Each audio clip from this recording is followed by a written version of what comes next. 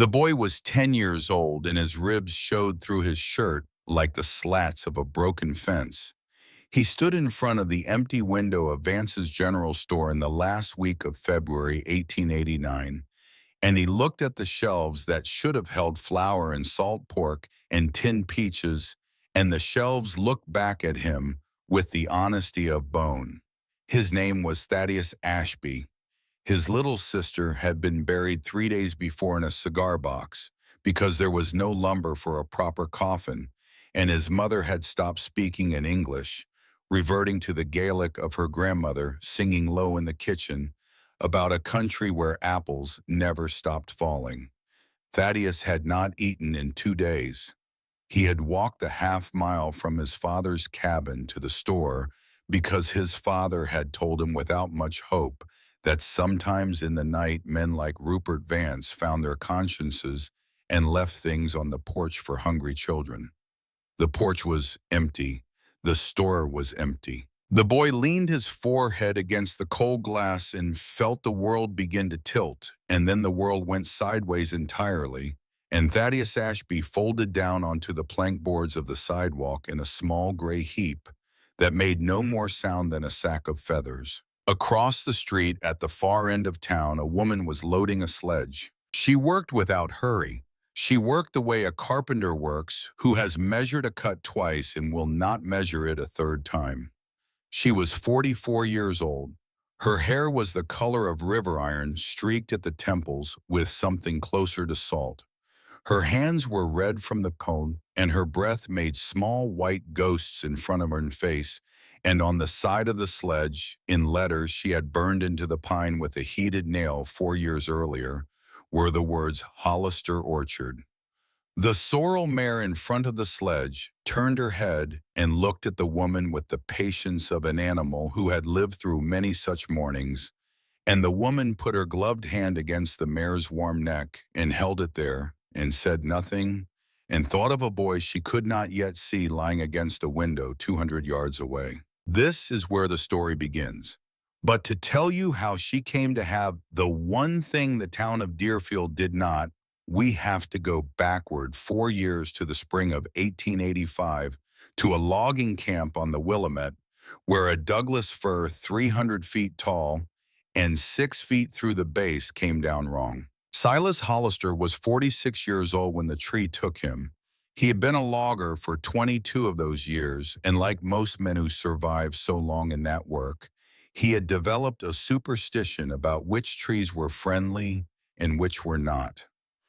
He had told his wife Temperance on the morning he left for the camp that last time that the stand they were cutting felt patient. That was his word, patient. He meant the trees were willing to come down. He meant they would not fight. He was wrong about one of them.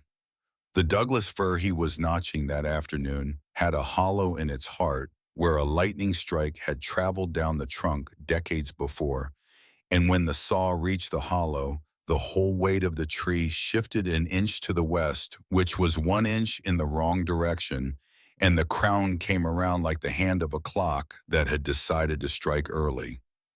Silas saw it coming. He had perhaps 4 seconds. He used 2 of them to shout a warning to the young man next to him who lived, and he used the other 2 to step backward toward a stump that was not quite far enough away, and the tree caught him across the chest below the collarbone and pinned him to the earth with a sound that the men in the camp would still be hearing in their sleep a decade later. He did not die right away. The foreman of the camp, a Welshman named Owen Pritchard, ran the 4 miles to the Hollister cabin himself rather than send a boy because he had known Silas 15 years and wanted to be the one who told her. Temperance was in the garden when she saw him coming. She knew before he opened his mouth. She walked down to meet him so that he would not have to say it standing in her kitchen. Pritchard got her onto the back of a logging horse, and they rode the 4 miles back without speaking. And when they reached the camp, Silas was lying on a bed of cedar boughs with his shirt cut open and a bandage pressed to his chest that had gone through 3 colors in an hour. He was still awake. His lungs were filling, but he had been a strong man all his life, and his body had not yet agreed to quit. He saw her come through the circle of loggers, and he smiled, which was the last cruel gift of a body that had decided to be gentle on the way out. He told her he was sorry. He told her he loved her. He told her to forgive the tree because the tree had not meant it, and a man who could not forgive a tree at the end had not understood anything about living.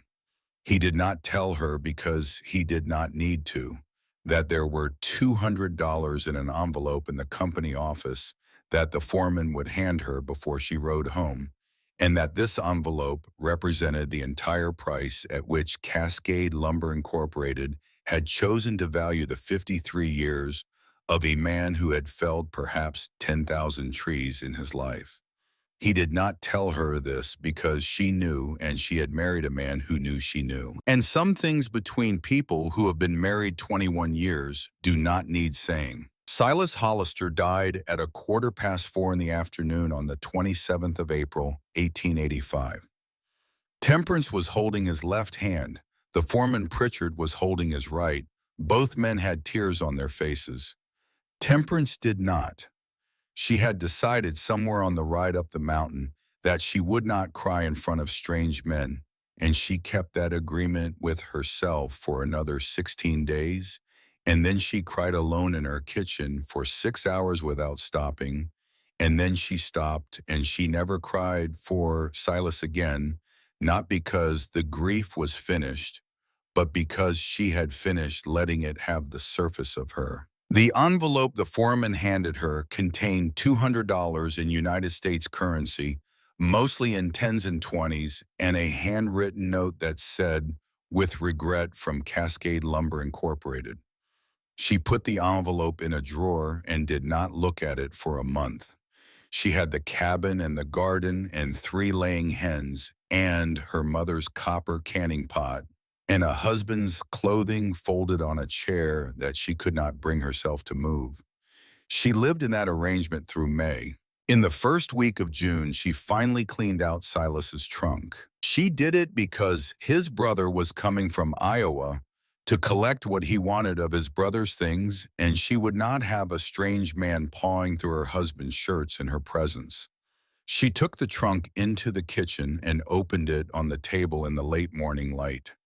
His flannel work shirts were on top, folded the way her mother had taught her to fold square and tight. His logging belt was beneath them, and his calipers and the small knife with the bone handle he had carried since he was 20. Beneath the knife was a leather folder tied with a strip of rawhide, and inside the folder, when she untied it, was a map. It was a map of the state of Oregon printed in Portland in 1883, and on the eastern flank of the Cascades in a valley she had never visited, a town the size of a pinhead had been circled 3 times in red ink: Deerfield. Beside the circle in Silas's careful logger's handwriting were 3 lines: 5 acres east facing, Old Orchards, Ballard property, for Tempe's shed.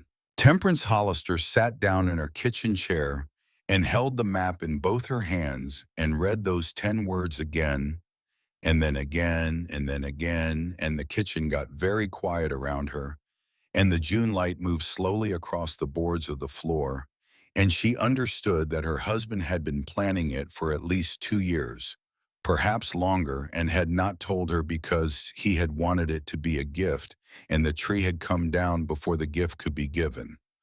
She understood that he had known her better than she had known herself. She understood that the $200 in the drawer was not compensation. It was inheritance. Silas had already decided where it was going. He had simply not lived long enough to make the decision with her. She folded the map. She retied the rawhide. She went to the drawer and took out the envelope.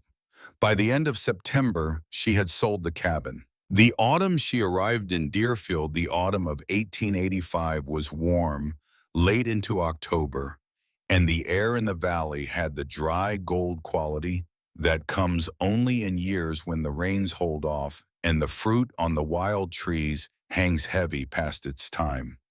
She rode into town on the 11th of October, leading the sorrel mare Cinnamon behind a wagon of her possessions that she had paid a teamster from Portland to haul as far as the Deerfield depot. She was wearing a plain gray dress and a black bonnet, and she had $78 in a money belt around her waist, and she had the map folded in her coat pocket against her heart. Deerfield in 1885 was a town of 260 souls, set in a narrow valley between two forested ridges with one main street of plank boards and 12 cross streets of mud. The depot was at the south end of town. The lumber mill was at the north end. Between them, in the middle of the street, rising 2 stories above the shops that flanked it, was a building painted white with green trim and a sign in letters 18 inches tall that read Vance's General Store. The sign had been repainted recently. The green was still tacky in places. Temperance noted this the way her mother had taught her to note small things, and she filed it away. She needed nails and a bolt of muslin cloth, and she went into the store to buy them because the store was the only place that had them. The bell over the door was brass and loud, and the smell inside was the smell of every frontier mercantile in the American West in that decade, which was the smell of wool and leather and kerosene and ground coffee and the faint sweetness of molasses barrels in the corner. Behind the counter, writing in a ledger, was a man of perhaps 50 years, broad across the shoulders, and running to stomach with a red beard trimmed close and small gray eyes that took her in and measured her and priced her in something under 3 seconds. Rupert Vance did not get up. He asked her what she wanted. He used the tone a man uses on a beggar. He is not yet ready to turn away. She told him 10 pounds of cut nails common size and 8 yards of muslin. She said it evenly. She said it the way her mother had taught her to speak to men who were planning to cheat her, which was to say without friendliness, without hostility, without any excess of syllable that a clever man could use as a handle. Vance looked at her again more carefully this time and revised his estimate. He told her the nails were 6 cents the pound and the muslin was 11 cents the yard. These were not quite his regular prices. They were his prices for widows and women traveling alone. Temperance did not correct him. She counted out the coins and paid him in full in cash, and she saw the small recalibration in his eyes when he understood that she had not asked for credit and was not going to. He asked her with a sudden interest that had not been there before what brought a woman alone to Deerfield at the start of winter. She told him orchards. He waited for her to say more. She did not.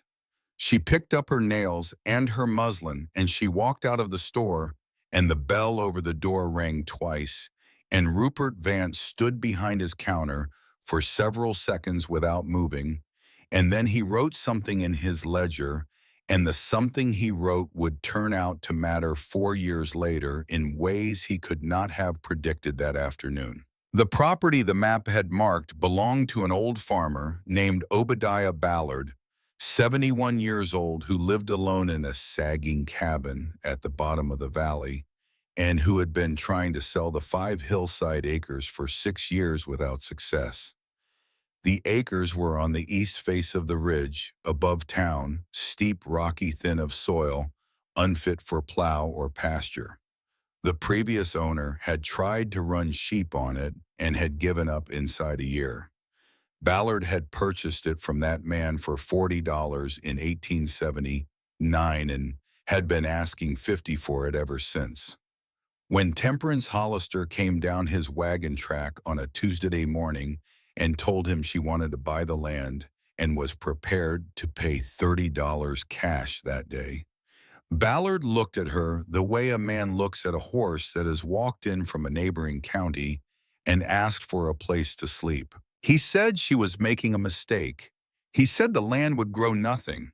He said the wind came off the ridge in February and would freeze a woman's washing solid on the line inside 20 minutes.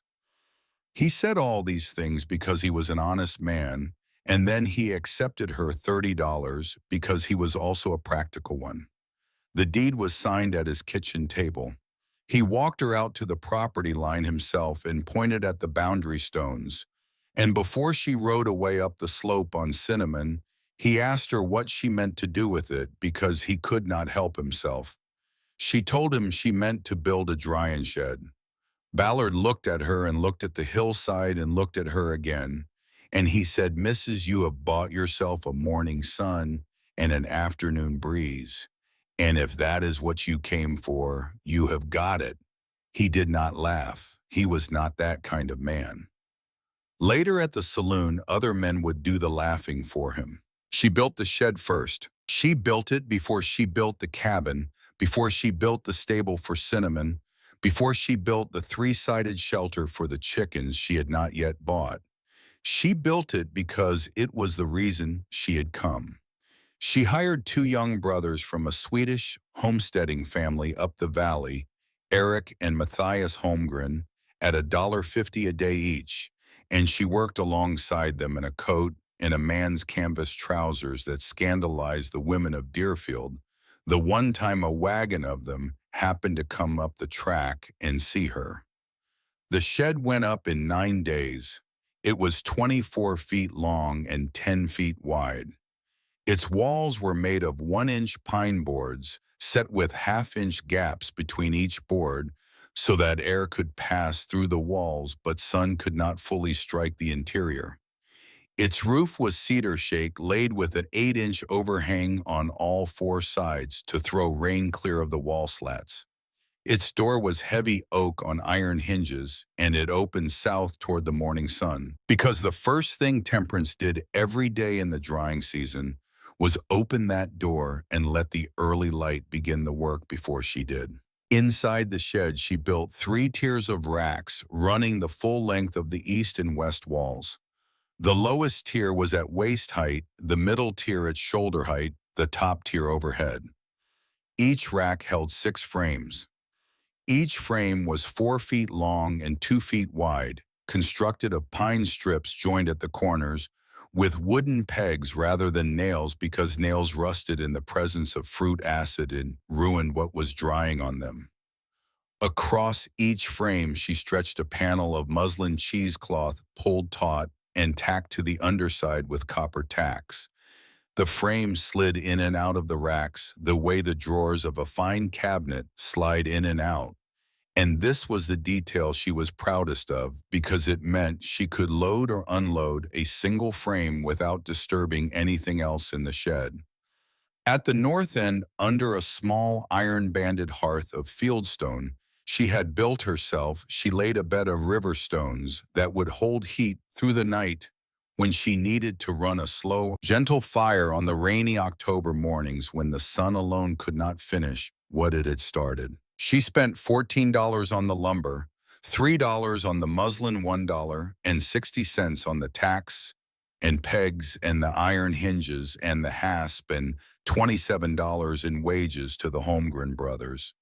The shed cost her $45.60 in total, and when it was finished, she stood in the doorway at dusk on the 20th day of October, and she looked at the empty frames running down the length of the interior in the failing light, and she understood that she had built the thing her husband had imagined for her, and she sat down on the threshold and put her face in her hands and cried for the second and last time since his death. Cinnamon came up behind her and put her nose against the back of her neck, and Temperance laughed because it was the kind of laugh a person makes when grief has finished its business for the evening and is packing up to leave. And she reached back and scratched the mare under the jaw the way Cinnamon liked, and the two of them stood there in the doorway of the shed for a while, and the stars came out over the ridge behind them. He came up the track the next morning. He was an old man, 65 years old, that spring built lean, and knotted like a fence post that had stood too long in too many winters. His name was Jasper Whitlock.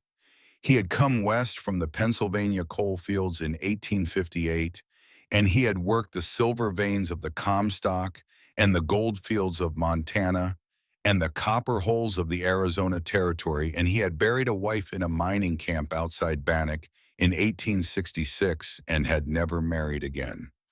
He lived in a one-room cabin a mile up the ridge from Temperance's property with a pair of laying hens and a skinny old mule named Patience, and he had been watching the woman build her shed for 9 days without speaking because he had been raised to mind his own business, and he was not yet certain the business on the hillside was anything to do with him. He came down that morning because the shed had gone up, and he had seen the set of her shoulders when she walked to the shed at first light to unlock the door, and he recognized the set of those shoulders. It was the set of a person doing important work alone. He had worn that set himself for nearly 20 years. He did not knock. There was nowhere to knock. He stopped 10 feet from the shed door and took off his hat and waited until she noticed him. When she did, she came out and stood in front of him, and neither of them spoke for perhaps 10 seconds. Then he told her his name. He told her where his cabin was. He told her he had been a miner for 40 years and a carpenter when he needed to eat and a fruit grafter when he was a boy in Pennsylvania with an uncle who had taught him. And if she needed any of those three things, she could walk up the ridge to his cabin and ask, and he would not charge her because the work she was doing looked like the kind a person ought not charge for. Then he told her, because he had been thinking about it on the walk down, that the beam over the shed door was set 1.5 inches too low for a woman her height, because she would hit her head on it in a hurry sooner or later, and he had brought a chisel and an auger and a hammer, and if she would permit him, he would adjust it that afternoon. Temperance looked at him. She looked at the tools on his shoulder. She looked at the beam, which she had indeed already hit her head against twice. She told him yes. They worked together until the sun was behind the ridge. He did most of the talking, which was not very much, and she did most of the holding and the bracing, and in 4 hours they raised the beam 2 inches and reset the hasp on the door, and at his quiet insistence adjusted the pitch of 2 of the drying frames that he said were tilted the wrong way to let moisture run clear. He was right about both of them. When the work was finished, he accepted a cup of coffee on the step of her half-built cabin, and he drank it without sitting down, and he said something she remembered for the rest of her life. He said, "Mrs. Hollister, a woman who knows the right work does not need the permission of men to do it, and the men who laugh at her are laughing because they have not yet figured out that she is not listening." Then he put his hat back on and walked up the ridge. She went into Vance's general store the following week to ask about setting up a table outside on market days to sell dried apple from her first small harvest, which had come in the week before. The harvest was modest. She had gathered windfalls from the 3 abandoned orchards that had once belonged to the original homesteaders of the valley and had been lying half forgotten in the brush for 15 years, bearing their fruit each autumn to the worms and the crows. She had brought in 4 bushels. She had sorted them, cored them, peeled them, sliced them to a uniform thickness of 1/4 inch with a paring knife her mother had given her. At 15, dipped each slice briefly in salted water to prevent browning and laid them on 6 of her muslin frames. 2 days of sun and 1 light overnight fire had given her 40 pounds of dried apple rings, supple as soft leather, sweet as a summer afternoon, packed in cloth sacks and stacked on the lowest shelf of the shed in the cool north corner. She brought a single sack 5 pounds into the store for Rupert Vance to examine, and she asked him plainly if she might set up a plank and sawhorse table on the sidewalk outside his door on Saturdays to sell the dried fruit to the townspeople. Vance took a slice of apple from the sack. He held it up to the light from the window. He sniffed it. He bent it between his fingers. He put it down on the counter with the care of a man handling evidence in a trial. He told her Mrs. Hollister Vance's general store stocks dried fruit when the supply train brings it up from the canneries in Portland. proper dried fruit processed by proper concerns in proper paper boxes with proper labels. What you have brought me, however adequate it may be for private consumption, is the product of a hillside shed, and the people of Deerfield are accustomed to a certain standard. A table outside this store would suggest an association with this store that I am not prepared to extend. The answer is no. She asked him evenly whether he would consider stocking her dried fruit on his own shelves at a price they could agree upon without her table. He told her he would not. She asked him why. He told her because the people of Deerfield want what they have always wanted, which is goods from places they have heard of, and you are a widow with a shed, and nothing you produce can compete with the reputation of a label from Portland. And even if it could, I would not wish to be in the position of explaining to my customers why they were buying the work of a woman who lives alone on a hillside outside of town, because the suggestion of it is not one I am prepared to encourage under the roof of my establishment. He said all of this without raising his voice. He said it the way a man states the rules of a card game. She listened to him without interrupting. When he had finished, she thanked him for his time, and she picked up her 5-pound sack and she turned to leave. Behind a shelf stacked with barrels of molasses, a woman who had been pretending to examine a bolt of calico for 11 minutes stepped quietly into the aisle and intercepted her on the way to the door. The woman was perhaps 35 years old, thin, with her hair tied back in a tight knot and a shawl drawn close against her shoulders. Her name was Winifred Bender, and her husband was the town miller, a quiet man named Caleb Bender, who ran the grist mill at the south edge of town, and who, like all millers in the West in those years, had a professional understanding of how thin the line was between a good season and a bad one. Winifred asked her in a voice low enough to go no further than the space between them what she was asking for the 5 pounds. Temperance told her $1.20. Winifred paid her in coin from a small leather purse and took the sack and tucked it under her shawl.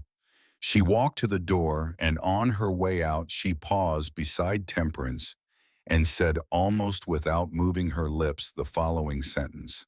"My husband is a miller, Mrs. Hollister.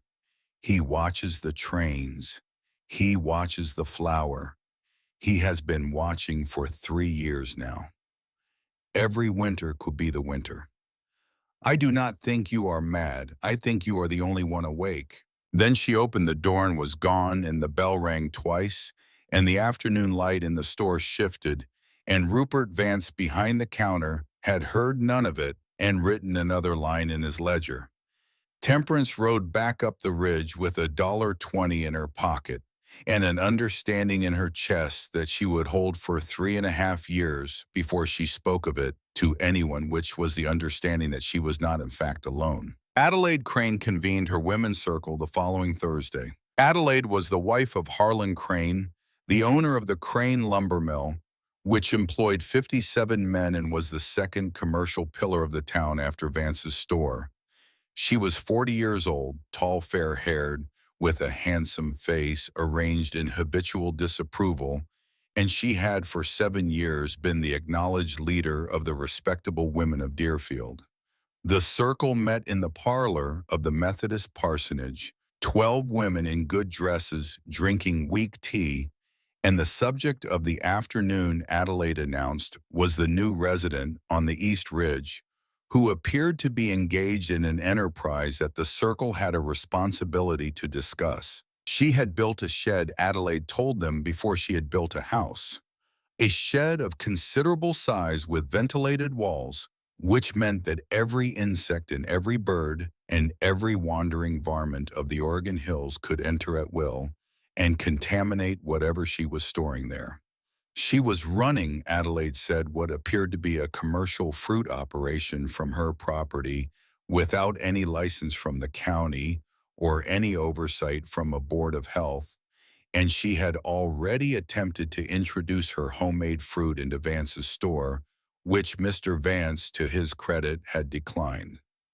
She was, Adelaide summarized, an eccentric. She might be more than an eccentric. There was a name for women who lived alone on hillsides and engaged in obsessive activity of this kind, and Adelaide would not speak the name aloud in a parsonage, but the circle understood her. "The widow's madhouse," one of the younger women said, and there was a small laugh, and Adelaide did not correct it. And the name took root that afternoon and spread by the end of the week to every kitchen and every saloon and every wagon box in the town of Deerfield. Temperance heard it on Sunday. Winifred Bender told her on the back step of the mill in the late afternoon with her eyes on the ground. Temperance listened. She thanked her. She rode home. That evening in the stable behind the cabin, that she had by now finished, she discovered that Cinnamon was pregnant. She had suspected it for a week. The mare had been moody off her feed, standing in the stall, with her weight shifted in a way a horsewoman learns to read. Temperance went in with the lantern after dark to check her, and she ran her hands along the mare's belly, and she felt what she had been hoping not to feel, which was the beginning of a firmness low and to the left. Cinnamon was 4 months along. By the count of the calendar and the math of gestation, she would foal in late June. She would not be able to pull a loaded sledge up or down the hillside for at least the first 8 weeks of that pregnancy, and she would not be able to pull one with a foal at foot for at least 3 months after the birth, which meant Temperance had just lost her draft animal for nearly the entire hauling season to come. The wild fruit she needed to harvest from the abandoned orchards, from the creek bottoms, from the high meadows of the huckleberry grounds, was fruit that had to be hauled. It could not be carried on a woman's back in quantities that mattered. She stood in the stall with her hand on the mare's flank for a long time. Then she walked out of the stable and down to the mouth of her wagon track and stood looking up the ridge in the dark, where a single yellow square of lamplight burned in the window of Jasper Whitlock's cabin a mile above her. She did not go up. It was late, and she was not yet the kind of woman who walked a mile uphill in the dark to ask a man for anything. She went up in the morning. She walked it in the first gray light of dawn, and she knocked on his door, and when he opened it in his shirt sleeves with a cup of coffee in his hand, she told him plainly that her mare was pregnant, and she had a season of hauling ahead, and she did not have the money to buy a second animal, and she was asking him as a neighbor and not a friend, because they were not yet friends, whether she might hire the use of his mule Patience on the days she needed to haul at a fair rate that they could agree upon. Jasper Whitlock looked at her. He looked at his coffee. He looked at the mule in the pen behind the cabin, who was 22 years old and had not done a full day of work in 6 years, and who would Jasper suspected enjoy the employment more than he would miss her company. He told her the mule was hers for the taking for as many days as she needed her, and the rate was no rate because Patience did not need the money, and neither did he, and because he had been waiting 3 weeks for a reason to come back down to the shed and look at the hinges on the north door, which he thought were settling, and she had just given him one. Temperance stood on his step in the dawn light and did not trust herself to speak for several seconds. She told him, "Mr. Whitlock, I will pay you in dried pear in October, and you will accept it." He told her, "Mrs. Hollister, I will accept it, and I will eat every ounce, and I will thank you for it." That was the beginning of the friendship. It did not look like one yet. Neither of them would have called it one for another full year. But the thing had been set down between them the way a man sets down a tool he intends to pick up again, and they both knew where it lay. The first harvest came in over the following 3 weeks. Using Patience in the sledge, Temperance hauled in 11 bushels of wild plum from the creek bottoms, 9 bushels of windfall, apple from the abandoned orchards, 2 bushels of wild pear from a single gnarled tree behind the ruined Donovan place, and 14 pounds of high meadow huckleberry that she had picked herself over 6 long days with patience tethered in the shade at the meadow's edge. She processed all of it through the shed. She ran frames day and night, shifting them between the sun racks by day and the stone hearth at night, monitoring the heat with the back of her wrist, the way her mother had taught her, which was a gesture so small and so specific that no man in the valley looking in through the slatted walls would have understood what he was seeing. By the second week of November, the shelves at the north end of the shed held 40 pounds of dried apple rings, 32 pounds of plum halves dried to dense dark prunes, 12 pounds of pear slivers glazed with a thin honey wash, and 6 pressed cakes of huckleberry, the size of a man's palm, each one wrapped in wax cloth and tied with string. It was a modest beginning. It would not have impressed a commercial operator in Portland. It would not have filled a single shelf in Rupert Vance's store. Temperance Hollister did not care about Portland, and she did not care about Rupert Vance. On the evening of the 14th of November, 1885, with the first snow of the season beginning to fall on the cedar shakes of the roof, she stood in the doorway of the shed with her lantern held high, and she looked down the length of the interior at the rows of stocked shelves in the empty frames ready for the next year's work.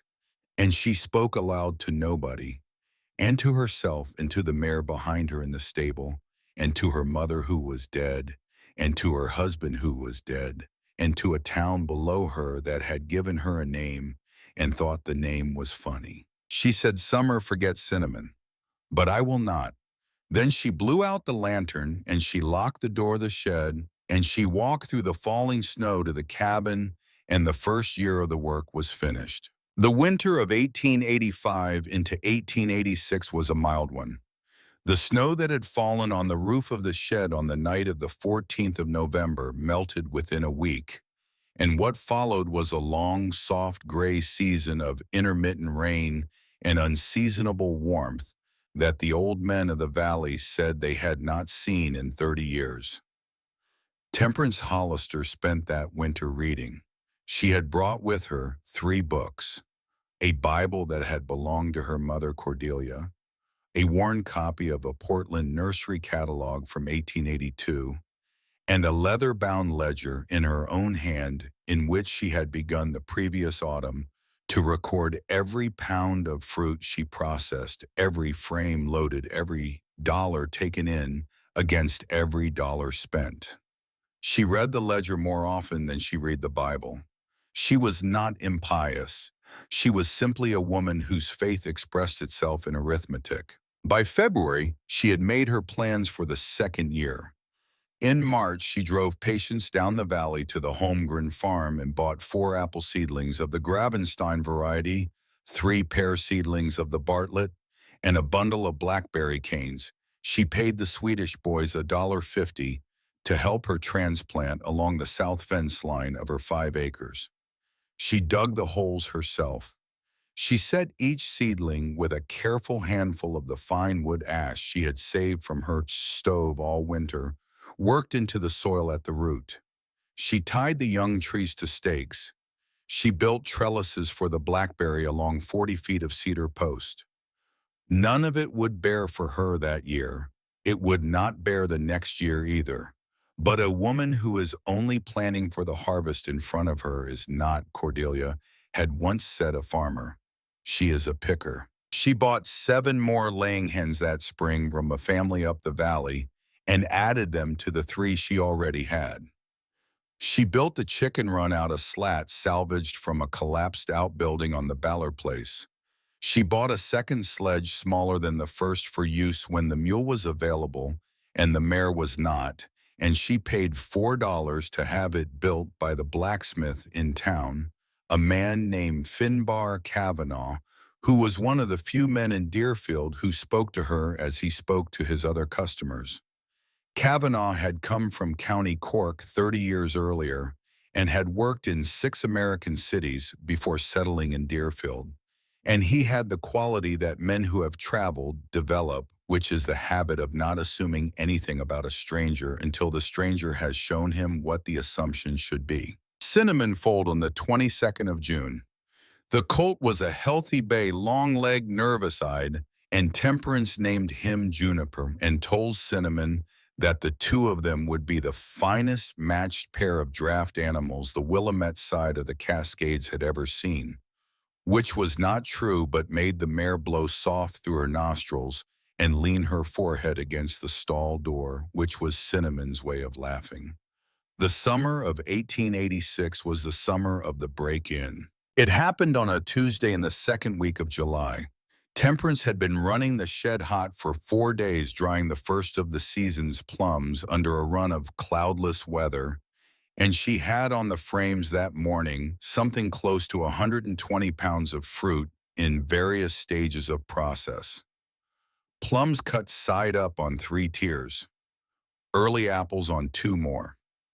A run of wild pears smaller and more bitter than the domesticated kind on the lowest rack near the door. She had worked the shed until 10 at night, and she had walked down to the cabin, and she had fallen asleep in her clothes on top of the bed because she was exhausted, and she had woken at 5 in the morning to the sound of Cinnamon screaming. She was out of the cabin in her stockings before she was fully awake. She ran up the slope to the shed with a lantern in one hand and the old cap and ball revolver her husband had left her in the other, though she had never fired it and was not certain it was loaded. The shed door was standing open. Inside, in the gray pre-dawn light that came through the slatted walls, she saw what had been done to her work. Someone had gone down the aisle with a stick or a boot heel and swept the contents of 3 of the middle-tier frames onto the floor. Fruit lay crushed and scattered across the boards. The muslin on 2 of the frames had been slashed with a knife. A trail of boot prints came in the open door, went the length of the shed, stopped at the far end by the stone hearth, turned and went back out, and from the heel print of the left boot, which had a deep gouge across the ball, Temperance could tell that it was the left boot of a tall man who put his weight on the outside of his foot when he walked. The air in the shed smelled of plum juice and crushed apple skin and something else, something sharper and more recent, which was the smell of Virginia tobacco smoke.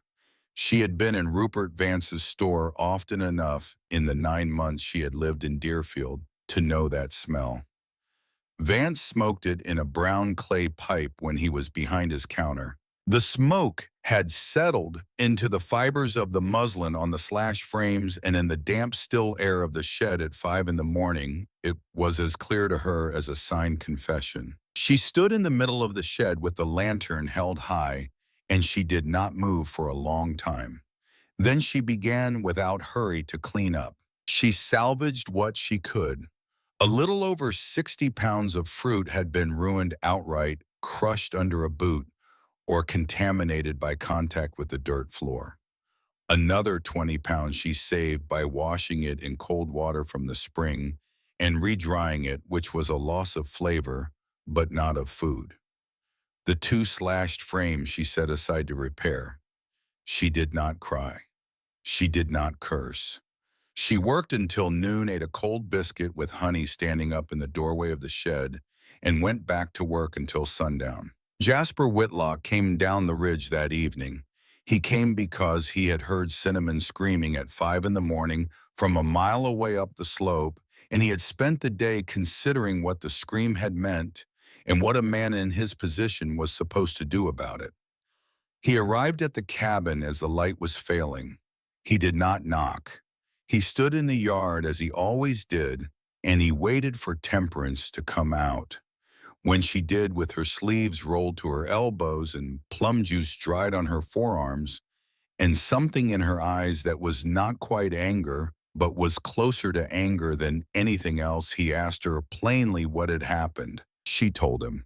She told him about the boot prints and the slashed muslin and the smell of Virginia tobacco in the morning air. She told him that the sheriff of Deerfield County was a man named Lester Fallon who had married Rupert Vance's younger sister 9 years earlier, and that a woman in her position did not ride into town to tell Lester Fallon that his brother-in-law had broken into her shed in the middle of the night because the ride would accomplish nothing, and would inform Vance that she knew, which was a piece of information she did not yet wish him to have. Jasper listened without interrupting. When she had finished, he asked her one question. He asked whether she owned a dog. She told him she did not. He told her that beginning that night, he would walk the ridge behind her property, once between midnight and 2, and once between 3 and 5 every night for the next month. He had an old Kentucky rifle from before the war, a squirrel gun really that he kept oiled and loaded in the rafters of his cabin, and he would carry it with him. He was not, he said, a young man. He was not proposing to do any running or any shouting. But a man with a rifle walking a ridgeline in the dark, he said, was a different sight than no man at all. And if whoever had come to her shed thought about coming again, it would be useful for that person to understand that the shed was not after all unwatched. Temperance looked at him in the fading light in her yard. She looked at the hands that had built fences and dug silver out of the Comstock and laid his wife in the hard ground of Montana in 1866. And she thought about what it cost a man of 65 to walk a ridgeline twice a night in the cold and the dark for a woman he did not owe anything. She told him, "Mr. Whitlock, I will have coffee on the stove at 4 in the morning and at 6 in the morning every morning for as long as you walk." He told her that would be acceptable, and he turned and walked back up the ridge. He walked it every night for 29 nights.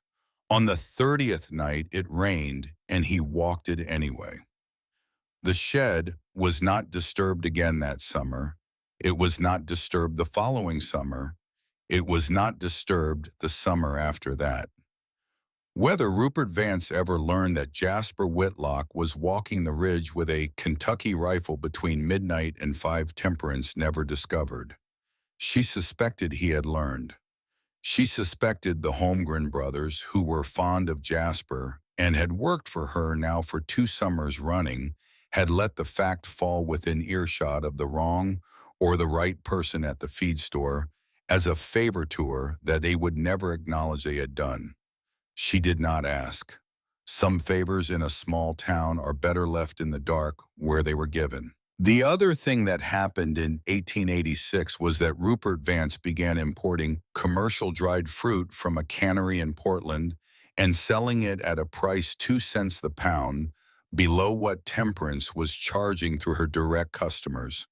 He did it, he told people, to give the town an alternative to the hillside goods of questionable provenance. The fruit he brought in came in yellow paper boxes with a printed label showing a smiling farm girl holding a basket. The contents of the boxes were of indifferent quality. The apples were pale and woody. The plums had been sulfur treated to a degree that left a chemical aftertaste.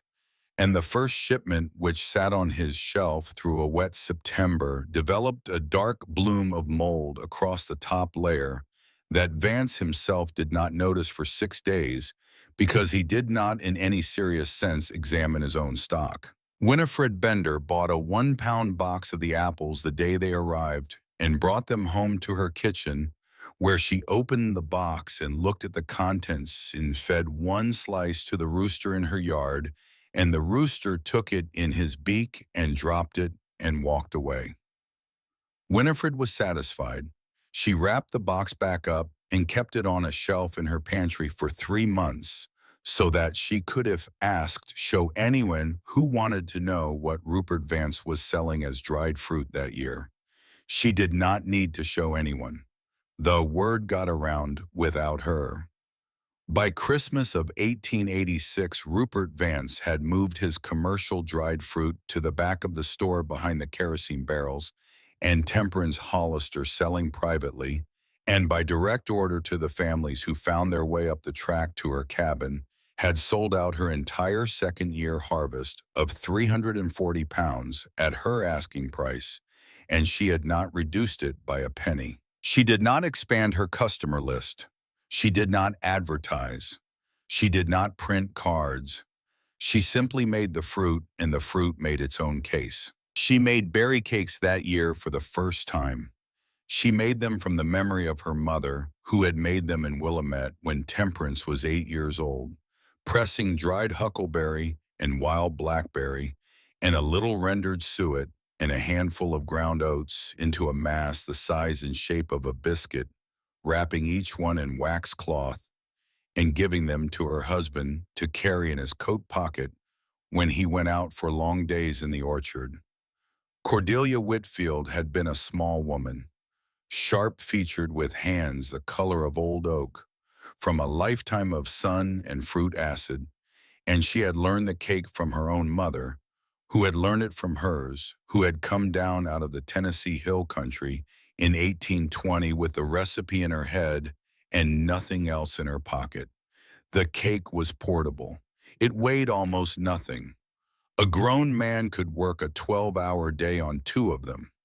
The secret, Cordelia had told her once, was the suet. The fat carried the sugar into the body slow and kept a man on his feet past the point at which sugar alone would have quit him. Temperance made 40 cakes that first season. She kept 10 for herself. She traded 20 for a quarter of venison from the Olson family up at the high meadow. She sold the last 10 at 30 cents each to Finbar Cavanaugh, the blacksmith who ate one the day he bought it and walked back up the hill the next evening and bought all 10 of the remaining with the observation that he had not worked so steady at the forge in 10 years, and would she consider making more the next summer, as many as she could, because he intended to buy them all. She told him she would. She added it to the ledger. In August of 1886, on a Sunday evening, when the sky above the ridge had gone the color of a peach skin and the first stars had begun to show over the lumber mill, Jasper Whitlock came down the track with a small bundle under his arm. He did not usually come on Sundays. He did not usually come with bundles. Temperance was sitting on the porch of the cabin in a rocker her husband had made her in 1879, oiling a paring knife, and she watched him come up the slope and stopped oiling the knife and waited. He sat down in the second rocker without being invited. She had made the second rocker 2 weeks earlier out of wood from a fallen apple tree as a thing to have in case he ever sat. He had not until that night. He did not open the bundle. He put it on the boards between them. He told her, "Mrs. Hollister, I have lived in this valley 3 years. I lived in Montana 15 years before that. I lived in California 7 years before that. Before California, I lived in Pennsylvania where I grew up and where I married a girl named Maren Whitlock, whose maiden name I will not say because I have not said it aloud in 20 years and do not wish to hear what my voice does to it." Temperance did not speak. She set down the paring knife. Jasper went on. He told her Maren had been 19 when he married her and 22 when he took her west to the gold camps of Montana in 1864, because he had heard the stories and he had been young and certain, and she had been young and trusting, and they had lived in a canvas tent in a camp called Beaver Gulch outside Bannack through 2 winters. The second winter, he told her the supply trains from Fort Benton had not come. The snow had closed the passes in November and had not opened them again until April. The camp had run out of flour in January. It had run out of beans in February. By the middle of March, it had run out of everything that came in a sack, and the men were eating boiled shoe leather and arguing over the merits of killing and eating the last of the mules. Maren had developed a cough in February that had turned into something worse in March, and she had needed food that she could keep down, and there was none. She had died on the 8th of April, 1866, 3 weeks before the first pack train of the spring came up the valley with flour and salt pork and a quantity of dried apricot the mine company had bought in Salt Lake City at $4 the pound. Jasper had eaten some of the apricot after he buried her. It had been, he said, the best food he had ever tasted in his life, and the taste of it in his mouth while his wife was lying in the ground had been the worst thing that had ever happened to him, and nothing in 20 years had replaced it. He told her, "Mrs. Hollister, I could not save my wife, not because I did not love her, because I did not know what you know. I did not know a shed on a hillside could keep a woman alive through a winter when the trains did not come. I did not know you could take the summer and hold it. I knew how to dig silver out of a mountain. I did not know how to put a plum in a box. The men in this valley who laugh at you are laughing at the thing I did not know. They are laughing because they do not understand that every winter could be the winter, and that the people who understand that and who prepare for it are the people who get to bury the ones who laughed at them." He stopped. He did not look at her. He was looking at his hands. He said, "I brought you a thing my wife made in the year we were married. I have kept it in a tin in my cabin for 20 years. I would like you to have it." He opened the bundle. Inside, wrapped in a scrap of faded calico, was a small wooden spoon, the handle carved with a vine pattern, the bowl worn smooth on one side from a right-handed woman's use. It was the kind of spoon a woman carved in her spare time as a gift for the household of her marriage. It was not a thing a man kept in a tin for 20 years unless he had decided a long time ago that he would never marry again. Temperance picked up the spoon. She looked at the vine pattern. She looked at Jasper Whitlock sitting on her porch in the fading light. She told him, "Mr. Whitlock, I will use this spoon in the making of the berry cakes for as long as I am able to stir a bowl, and when I die, it will go to whoever among the women of this valley has learned the work best, and it will stay in the hand of a working woman for as long as a woman works in this valley. That is the only promise I can make with it. If that promise is acceptable to you, I will accept the gift." He nodded. He did not speak. He stood up. He walked back up the ridge in the dark. The spoon went into the drawer of Cordelia's paring knife, and it stayed there, and she used it twice a week for the rest of the year and every year after. The lawsuit came the following autumn, the autumn of 1887. Adelaide Crane had spent a full year building the case in her parlor. She had begun by consulting her husband, the mill owner, Harlan Crane, on the matter of county health ordinances. Harlan had not been especially enthusiastic about the project. He told her that, to his knowledge, Oregon had no county health ordinances worth a damn, and that a woman drying fruit on her own land in her own shed was doing nothing, any law recognized as an offense, and that pursuing the matter publicly would make his wife look petty, which was not an impression he wished the town to have of her. Adelaide had listened to her husband and had thanked him for his counsel and had proceeded without him to consult Rupert Vance, who had been more helpful.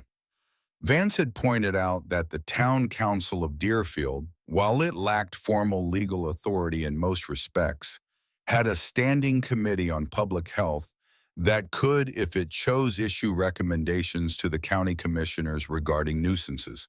A nuisance, Vance said, did not require a statute to be a nuisance. It required only that responsible citizens testify that they considered it one. The hearing was set for the 14th of October, 1887, a Thursday. It was held in the dining room of the Deerfield Hotel, which doubled as the town council chamber, and it was chaired by a man named Cyrus Whitmore, who was the unofficial mayor of Deerfield by virtue of being the most prosperous owner of commercial property in town after Vance himself. The room was full. Word had spread. The widow's madhouse, after 2 years of laughter, was finally going to be made to answer for itself in public. Temperance arrived alone. She was wearing the same gray dress she had arrived in town in 2 years earlier, cleaned and pressed. She carried a leather satchel. Inside the satchel were her ledgers, her receipts, her samples, and the names and addresses of every family she had sold dried fruit to in 2 years of operation. Adelaide Crane sat at the front of the room beside Rupert Vance. They had prepared. They had witnesses. The first witness was the wife of a mill worker who had bought a bag of dried pear from Temperance in June and had, she said, become mildly ill the following day. The second witness was the foreman of the crane mill, who testified that he had seen crows on the roof of the shed from half a mile away, which suggested to him that the shed was not adequately sealed against vermin. The third witness was Rupert Vance himself, who testified as a commercial merchant that no reputable dried fruit operation in the state of Oregon would tolerate the conditions he had observed at the Hollister shed on the one occasion he had visited. Temperance did not at this point ask when that visit had occurred. She sat in her chair with her hands folded on the satchel, and she let them finish. When the floor was given to her, she did not stand. She opened the satchel. She removed her ledger. She read aloud in a level voice the names of 41 families in the town of Deerfield and the surrounding valley who had purchased dried fruit from her in the previous 2 years. She gave the total poundage sold to each family. She gave the total revenue. She gave the total number of complaints received. The total was 1, and the complaint had been that a sack of dried plum had been underweight by 2 ounces, and Temperance had that same week replaced the sack with a full-weight sack at her own expense. And the family in question, the Holmgrens, was in the room that evening and was prepared to confirm the resolution. Then she asked the chairman whether she might call a witness of her own. Cyrus Whitmore, who had been watching her for 10 minutes with an expression of growing discomfort, told her she might. Temperance called Dr. Ezra Holmes. A murmur went through the room. Ezra Holmes was 55 years old, a Massachusetts-trained physician who had come to Deerfield in 1876 to recover from his own tuberculosis and had stayed and practiced quietly because the air of the valley had suited his lungs, and he had married a local woman and had never seen a reason to leave. He was respected. He was not, however, a man who involved himself in the politics of the town. He had come that evening in his black Sunday coat, and he stood up now from a chair at the back of the room where nobody had particularly noticed him, and he walked to the front. Dr. Holmes told the council in the same measured voice he used to tell a farmer his leg was broken, that in the past 2 years he had prescribed as a dietary supplement the dried fruit of Mrs. Temperance Hollister to 17 patients in the town of Deerfield and its surrounding valley. Of those 17 patients, 11 had been children under the age of 10 suffering from the symptoms of malnutrition that accompanied long winters and thin diets in working families. 4 had been elderly patients suffering from similar deficiencies. 2 had been women recovering from difficult childbirth. Of the 17, he told the council, all 17 had experienced measurable improvement within 6 weeks of beginning the regimen. None had suffered any adverse reaction of any kind at any time. He paused. He took from his inside coat pocket a folded sheet of paper. He unfolded it. He said, I have here a list of the 17 patients and their families with dates of treatment and outcome. I have shown this list with the consent of the families to 4 of my medical colleagues in Portland over the past year. Their unanimous opinion, which I will deposit with the chairman of this council if he wishes to examine it, is that the dried fruit produced on the Hollister property meets or exceeds the nutritional quality of any commercially processed dried fruit currently on sale in the state of Oregon. I have furthermore conducted my own simple examinations of samples from the Hollister shed and from the commercial shelves of Vance's General Store. The samples from the Hollister shed showed no sign of contamination of any kind. The samples from Vance's store, taken from a yellow paper box in August of this year, showed the presence of mold in a quantity that I would not hesitate to describe, in my professional opinion, as hazardous to human consumption, and that I have since formally communicated to Mr. Vance in a letter of the 12th of August, which he has not, to my knowledge, answered. The room was very quiet. Dr. Holmes put the sheet of paper on the table in front of Cyrus Whitmore. He said, "I do not wish to be unkind to Mrs. Crane or to Mr. Vance. I will say only that the public health of the town of Deerfield is substantially served, not threatened, by the operation on the East Ridge, and that the council will render itself an object of some derision if it proceeds further with this matter." He sat down. Cyrus Whitmore looked at the paper in front of him. He looked at Adelaide Crane, whose face had gone the color of old candle wax. He looked at Rupert Vance, who was staring at a point on the far wall and not blinking. He looked at Temperance, who was folding her ledger back into her satchel with the unhurried motions of a woman packing up after a long day. Whitmore dismissed the complaint without further discussion. He used the words manifestly unfounded. The hearing was closed. Adelaide Crane walked out of the room without speaking to anyone. She did not come back to her circle for 3 weeks. When she did, the subject of the widow's madhouse was not raised and was never raised in her parlor again. The third year, 1888, Temperance expanded the root cellar. She dug it herself with the help of the Holmgren brothers over the course of the summer, working in the cool of the early mornings before the sun hit the hill. The cellar went back 15 feet to the side of the slope, lined entirely in cedar plank, sealed with a heavy plank door, ventilated by 2 narrow slots near the roof that could be opened in dry weather and stuffed with rags in wet. Inside the cellar on cedar shelving went the accumulating stores of her third harvest. She kept running totals in the ledger. On the 1st of October, she had 290 pounds. On the 15th of October, she had 360. On the 1st of November, she had 420.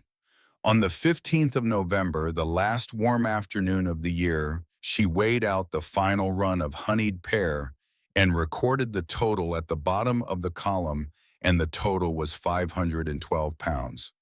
She looked at the figure for a long time before she closed the ledger. She had no good reason for the number. She had not set out to reach it. She had simply run the shed as hard as one woman and an occasional mule and a crew of 2 Swedish boys could run it, and the number was where the run had ended. She mentioned it to no one. But the Holmgren boys mentioned it to their father, and their father, who was a talkative man at the feed store on Saturday afternoons, mentioned it to everyone. And within 2 weeks, the entire town of Deerfield knew that the widow on the East Ridge had 512 pounds of dried fruit in a cedar-lined hole in the hillside. The laughter that year was the loudest it had ever been.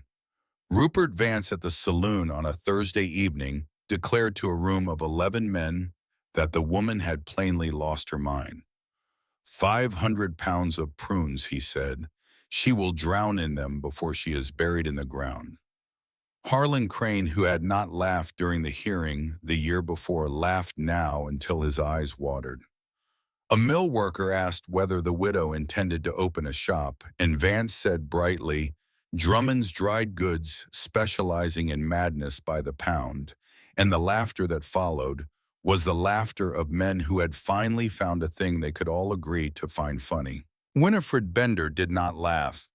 She had heard the number in her kitchen from her husband, and she had set down her mixing bowl and gone to the window and stood looking up toward the ridge for a long time without speaking. Caleb Bender, who knew his wife, did not ask her what she was thinking. Jasper Whitlock heard the number at the feed store and walked up the ridge that evening and sat down in the second rocker on the porch without being invited, which he now did twice a week. He did not open with the subject. He sat for 10 minutes in silence. Then he said, "Mrs. Hollister, the men who laugh loudest in this valley are the men most afraid. They do not know yet why they are afraid, but something in them knows that what you have built is a judgment on what they have not built.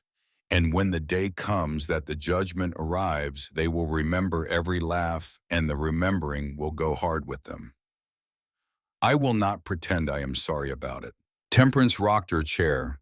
She watched the lumber mill smoke rising from the far end of town. She told him, "I am not sorry about it either. Mr. Whitlock and I believe the day you are speaking of is closer than either of us yet knows." The last supply train of the year came in on the 15th of November, 1888.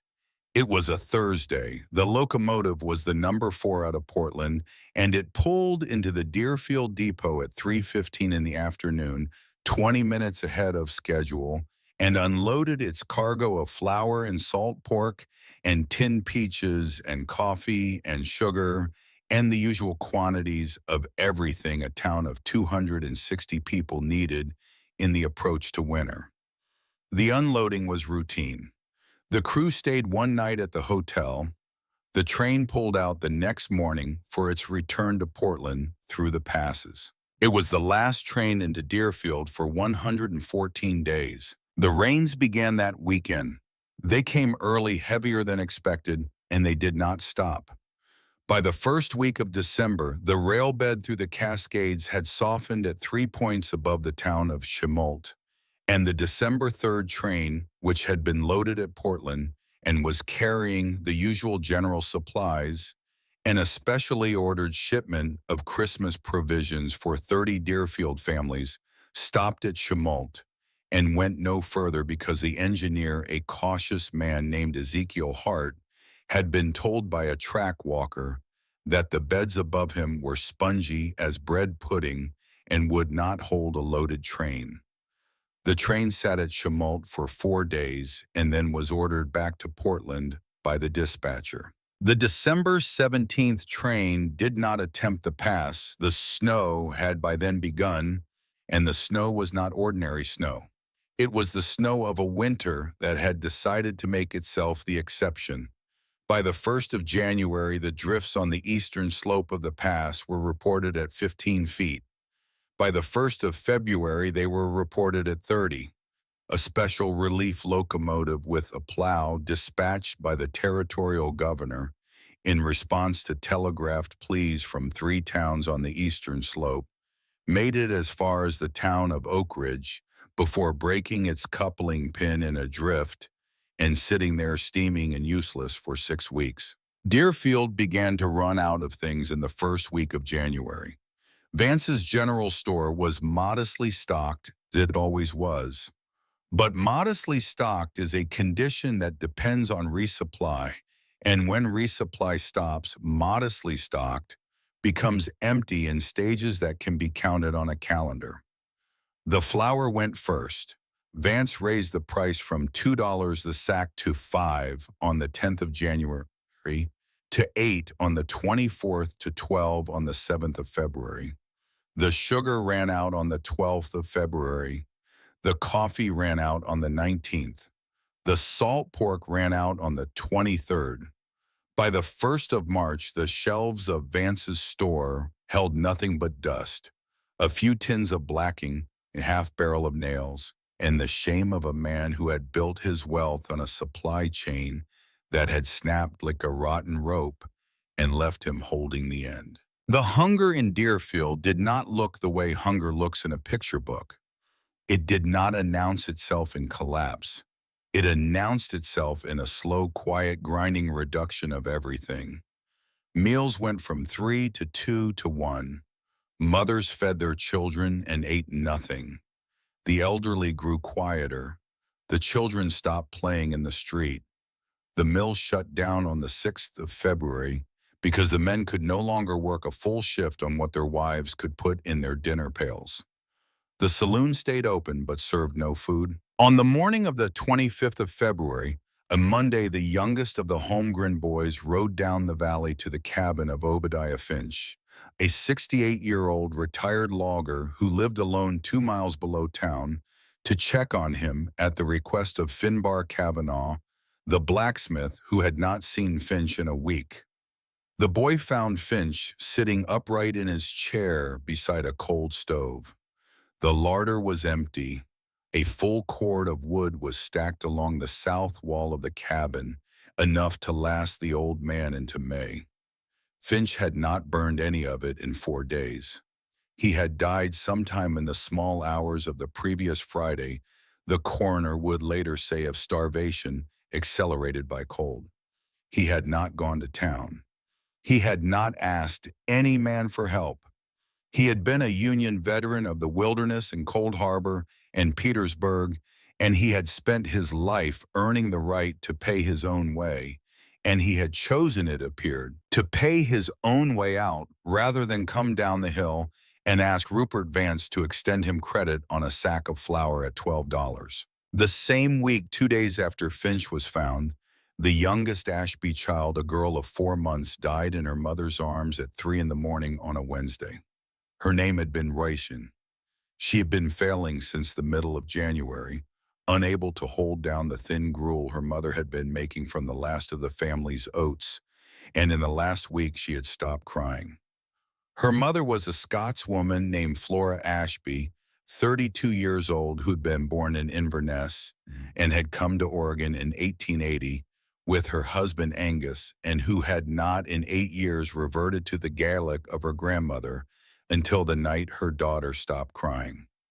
That night she sat in the rocker by the fire and she sang a lullaby. She had not sung since she was a child herself, a song about a country across the sea where the apple trees bore so heavily, the branches touched the ground, and where no child was ever hungry. And she sang it through until the breathing in the bundle in her arms stopped, and then she sang it 3 more times, and then she stopped. The news reached the East Ridge on Wednesday morning. Maggie Olson from the High Meadow had been coming down the ridge for the weekly exchange of a half-pound of butter for a pound of dried pear, and she stopped at the cabin and told Temperance about Obadiah Finch and about the Ashby baby. Her hands shaking around the cup of hot water Temperance had given her to warm them, and she said, "Mrs. Hollister, I do not know what to do." Temperance did not answer her. She stood up. She walked out of the cabin without her coat. She walked up the slope to the shed.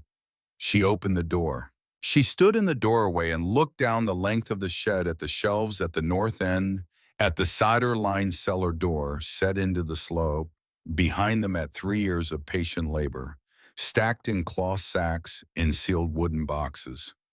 512 pounds of summer held against this moment exactly, and she understood that she had been preparing for this morning for 3 years without knowing it, and that the preparation was finished, and that what came next was not preparation but delivery. It took her 3 seconds to decide. She turned and walked back down to the cabin. She put on her coat. She harnessed Cinnamon, who was 7 years old now, strong and rested, and hitched her to the large sledge. She went into the cellar and loaded the sledge with 100 pounds of mixed fruit, apple and pear and plum and cherry and berry cake sorted into cloth sacks with the count written on a slip of paper pinned to each sack. She loaded the sledge slowly and carefully. She did not load it beyond what Cinnamon could pull down the hill in safety. It was not yet 5 in the morning. The sky over the ridge was still black. The snow in the yard was knee-deep and falling. She lit a lantern and hung it from the front rail of the sledge. She led Cinnamon out of the stable and down the track, and the mare put her head down and leaned into the harness, and the two of them, a woman and a horse, and a sledge full of preserved summer, began the long, slow descent through the dark toward a town that did not yet know they were coming. The descent took an hour and 40 minutes. Cinnamon picked her way through the drifts with the steady, patient intelligence of an animal who had made the trip in daylight 100 times, and who understood that the trip in the dark was the same trip with the lantern hanging lower. Temperance walked beside her, the reins loose in her left hand, her right hand on the mare's shoulder for the steep places. She did not ride. A horse pulling a loaded sledge downhill in fresh snow was a horse being asked to do difficult work, and she was not going to add her own weight to the load. She had done this calculation 100 times without thinking about it. The calculation was her mother's calculation. The calculation of a woman who knew that the one thing a working animal owed you, which was effort, was the one thing you could not repay except by not asking more than was fair. They reached the outskirts of Deerfield at 20 minutes past 6. The eastern sky above the ridge behind them had begun to go the color of a faded bruised gray-green at the top, rose pink at the horizon line. The town was still dark. A few chimneys trailed thin smoke. The streets were empty. Temperance led Cinnamon up the main street at a walk, and the runners of the sledge made a soft, steady shushing in the packed snow, and nobody saw them come. She stopped in front of Vance's general store. She set the brake on the sledge. She looped Cinnamon's lead line over the hitching post. She went around to the back of the sledge and opened the tarp. Across the street, behind the flour-dusted windows of his mill, Caleb Bender was already up and working, feeding the last 12 sacks of his winter wheat reserve into the stones for the 12 families who had managed to pay him in coin or kind for the grinding. He saw the lantern on the sledge through his window. He set down his scoop. He stood at the glass for a long moment and watched the woman in the gray coat unfold a plank and set it across two sawhorses she had pulled from the back of her sledge. He watched her arrange cloth sacks and small pressed cakes wrapped in wax paper on the plank. He watched her stand back and look at the arrangement and then adjust two of the sacks so that the rows were straight. Caleb Bender walked out of his mill in his shirt sleeves. He walked across the street in the gray early light. He did not speak. He stood at the edge of the sidewalk and looked at the table and at the woman behind it, and she looked at him and he nodded once, and he walked back across the street and went into his mill and closed the door. Upstairs in the small apartment above the mill, Winifred Bender was already awake. She had been awake since 4. She had not slept well in 11 days. Her husband came up the stairs with a look on his face she had not seen before, and he said to her, "Winnie, Mrs. Hollister is down at Vance's. She has opened a table. She has brought fruit."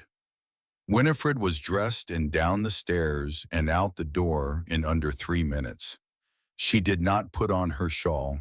She ran across the street in her house dress, with her sleeves rolled to her elbows, and when she reached the table, she did not stop in front of it. She went around behind it and stood beside Temperance, without a word, and began tying up the corner of the tarp that the wind was working loose. They had not spoken yet. They did not speak for another 2 minutes. Then Winifred said low, "Mrs. Hollister, what do you want me to do?" Temperance told us, "Mrs. Bender, I want you to go to every door on this street that has a woman behind it, and I want you to tell those women that there is food at Vance's store this morning at no charge in such quantity as their families need for the week, with instructions for its use. And I want you to tell them to come quietly and not to run, because Cinnamon does not like running in the dark." Winifred nodded once. She turned and went. The boy came first. He came on his own. He was 10 years old, and his ribs showed through his shirt like the slats of a broken fence, and he had been the boy against the window in February, and his name was Thaddeus Ashby. He had been sent out by his mother Flora with a tin cup and instructions to see whether the bakery had burned any bread the previous night, which was something the bakery had not done in 2 weeks, and which Flora Ashby knew was not going to happen that morning either, but which she could not stop herself from hoping for. Thaddeus came up the street with his and he saw the lantern on the sledge, and he saw the plank table, and he saw the cloth sacks, and he walked up to the table and stopped 4 feet from it and did not come any closer. His face was the face of a boy who had learned over the past 4 weeks not to believe the first thing he saw. Temperance came around to the front of the table. She knelt down on the plank boards of the sidewalk in the cold, which put her face level with his face, and she did not reach for him. She said to him, "What is your name?" He told her. She said, "Thaddeus. I have dried apple and dried pear and dried plum, and I have small cakes here that are made to fill a working man's stomach for a day of hard labor." These things are free. You may take whatever you can carry for your family. There is no charge. There will never be a charge. I brought them down the hill for you and for your mother and your father and for anyone in this town who has not eaten." The boy looked at her. He looked at the sacks on the table. He looked at her again. His lower lip began to shake, which was not a thing a 10-year-old boy from a Scots family in 1889 would permit himself to do in public. And he set his jaw to stop it. And Temperance stood up slowly so that he would not have to be watched at eye level while he fought the shakedown. She took 2 large handfuls of dried apple from the open sack on the table, and then a handful of pear, and then 2 of the pressed berry cakes, and she put all of it into a clean flour sack she had folded in the pocket of her coat, and she knotted the top of the sack, and she handed it across the table to him. She did not put it in his cup. She put it in his 2 hands, which were both big enough together to hold it. He looked down at the sack. He looked up at her. She said to him very quietly, "Thaddeus, tell your mother that Mrs. Hollister will come to your door this afternoon with more. And tell her that I am sorry about the baby. Tell her I have been sorry every day since I heard." The boy's mouth opened, and nothing came out, and then he turned around and ran. He ran all the way back up the street with the sack clutched against his chest, and his boots threw up small, white rooster tails of snow behind him. And he did not look back, and when he reached the Ashby door, he did not open it. He hit it with his shoulder, which was all he had the strength to do, and inside the house, his father Angus got up from the chair by the cold stove and opened the door and caught him. And the boy held up the flour sack and said the only word he could get out, which was food. Within an hour, the news was through every house in Deerfield. They came down the street in a slow, quiet stream, the mothers with the small children on their hips, the loggers from the mill with their hats in their hands and a careful set to their shoulders that Temperance recognized at once because it was the set of men who were ashamed of being hungry and who were trying with the small resources of their dignity to make the shame smaller than it was. The elderly supported by grown sons or grown daughters moving at the pace of people who had not eaten enough to walk quickly. Angus Ashby himself in his Sunday coat, because it was the only coat that still fit him, after 6 weeks of hunger, came down at 7:30 with his wife Flora and 2 of their 3 surviving children, and he stopped in front of the table and he did not speak because he could not. And Flora Ashby took his hand and held it and stepped up to the table and accepted the sack of food that Temperance gave her with both of her own hands. And she bowed her head without speaking, and she said in Gaelic the only words she could bring up at that moment, which were a blessing her grandmother had taught her on the naming of a child. Temperance did not speak Gaelic. She did not need to. She nodded. Winifred Bender worked the table all morning alongside her. She weighed portions in her head with the practiced eye of a miller's wife, and she wrote names on a scrap of butcher paper, and she reminded Temperance when a family was due for a second stop. Jasper Whitlock came down the ridge at 9 without being sent for, leading Patience, who was carrying a second load of 40 pounds on her back because Cinnamon had by then been sent back up the hill with Eric Holmgren to reload. Jasper set up a small iron pot on a tripod over a low fire at the edge of the sidewalk, and he boiled water in it, and he showed the women how to reconstitute the fruit in warm water with a handful of whatever grain or oats they had left to stretch it into a thick compote that would feed a family twice what the dry fruit alone would feed them. He did the demonstration 3 times to 3 different groups of women, and he did it with the patience of an old man who had once, a long time ago, failed to know this and whose wife had paid for the not knowing. By noon, the first 100 pounds was gone. Eric Holmgren came back down the ridge with the reloaded sledge at 12:30. Another 80 pounds went by 3 in the afternoon. At 4, Temperance called a halt for the day. She told the families who had not yet come that she would be back in the morning at the same hour, and every morning after that for as long as it took. She told them to pass the word. She went home at dusk. Jasper walked up the ridge with her. Neither of them spoke on the climb. When they reached the cabin, she unhitched Cinnamon and rubbed her down and gave her an extra double handful of oats from the bin, and she stood in the stable with her forehead against the mare's neck for a long minute.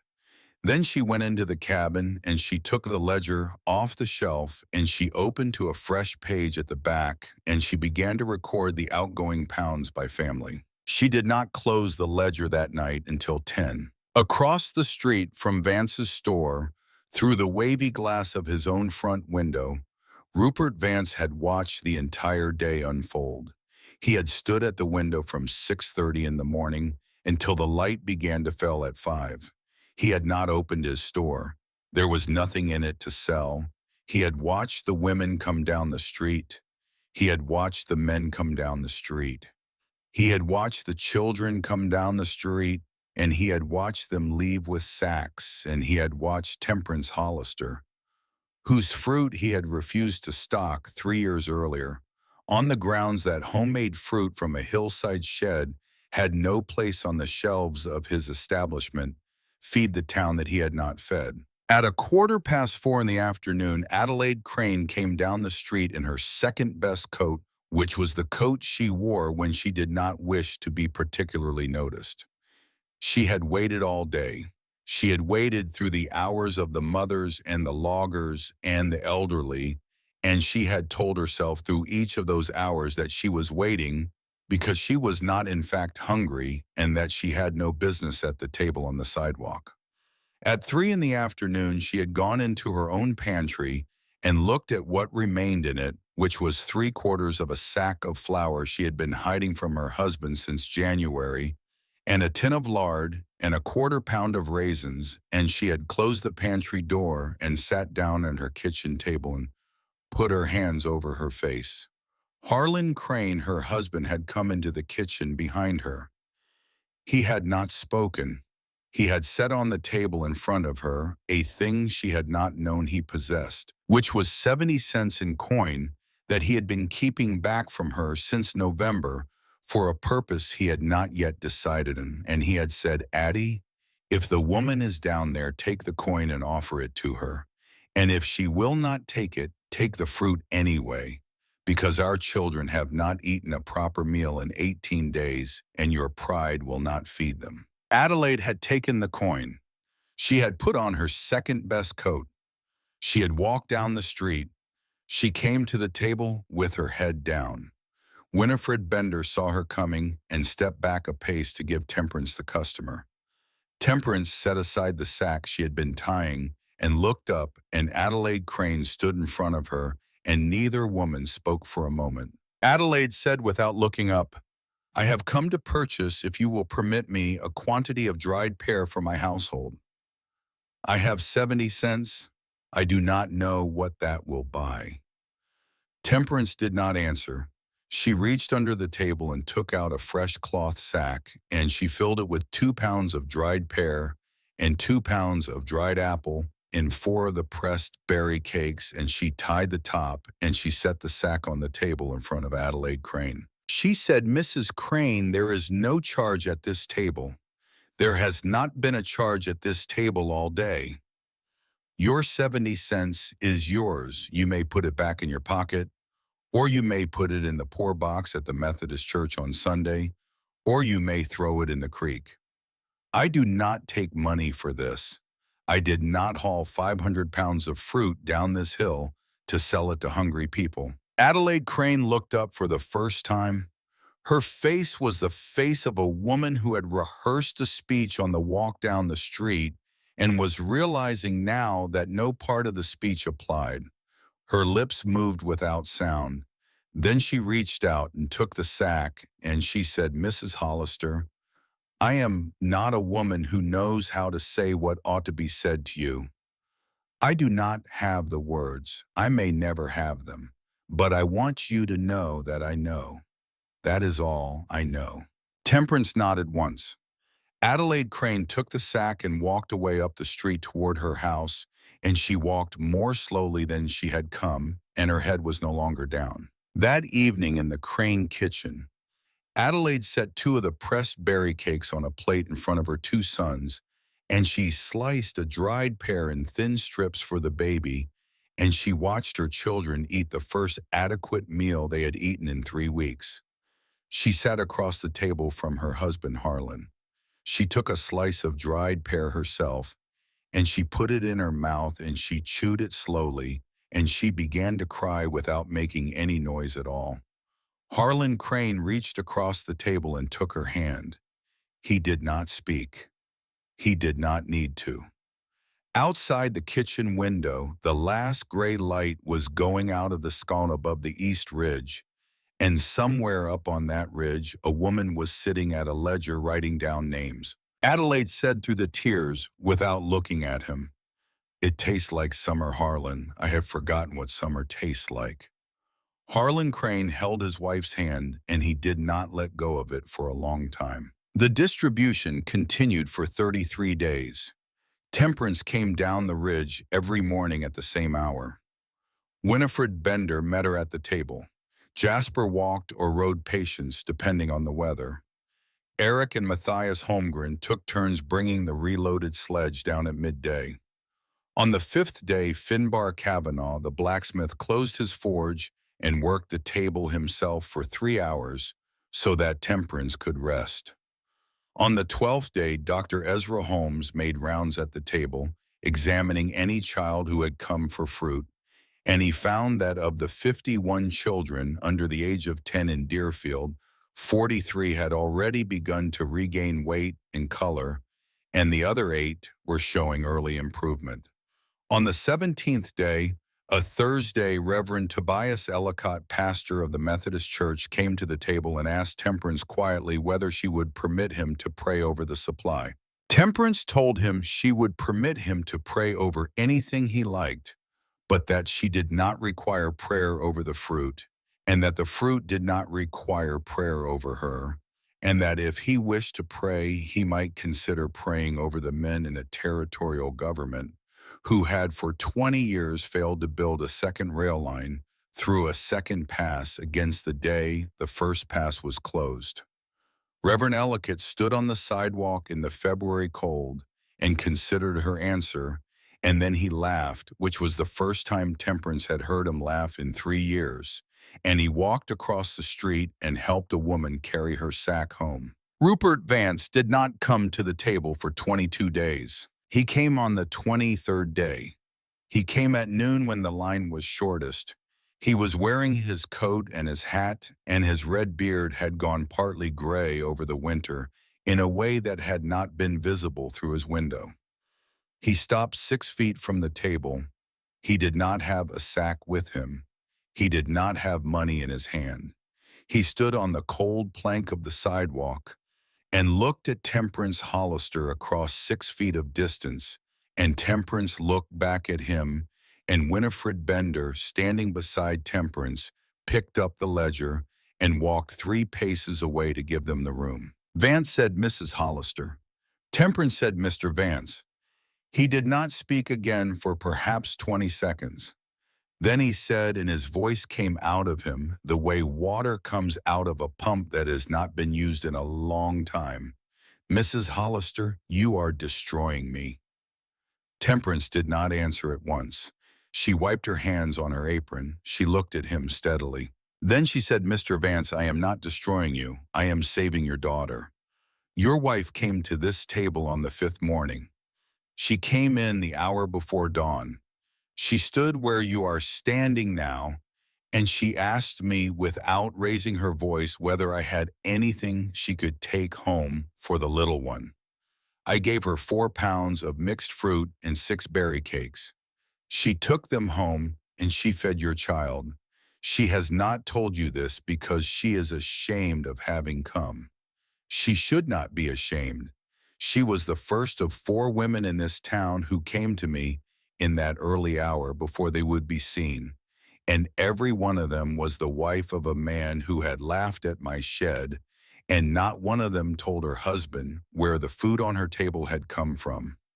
I am telling you now because I am tired of carrying the knowledge alone, and because I believe, Mr. Vance, that a man who does not know his own wife has been feeding his child on the charity of a woman he has ridiculed for 3 years has a right to be told. Rupert Vance did not move. Temperance said more quietly, Mr. Vance, you are not being destroyed. You are being corrected. The two are not the same thing. Go home. Sit with your wife, eat what she puts in front of you. Do not ask her where it came from. She will tell you when she is ready. Until then, the least you can do is eat it and not die of pride the way Obadiah Finch died, because nobody in this valley would forgive you for leaving us the sorrow of burying another man we need not have buried. Rupert Vance stood in the cold for another long moment. Then he turned around without speaking, and he walked back across the street, and he went into his empty store, and he closed the door behind him, and he did not come out again that day. That night he did not sleep.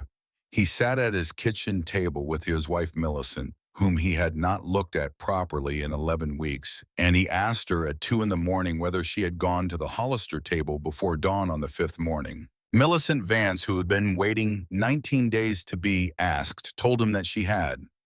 She told him also that she had gone back 6 more times, always before dawn, always with her shawl over her head, so that she would not be recognized, and that she had fed their daughter Cora, who was 3 on the dried pear of Temperance Hollister, for 22 of the past 23 mornings, and that their daughter Cora, who had been failing in January, was now sitting up again and asking for stories, and that if Rupert Vance had a problem with any part of what she had done, he could take it up with the Lord at a future date, but that she would not be taking it up with him tonight or any other night.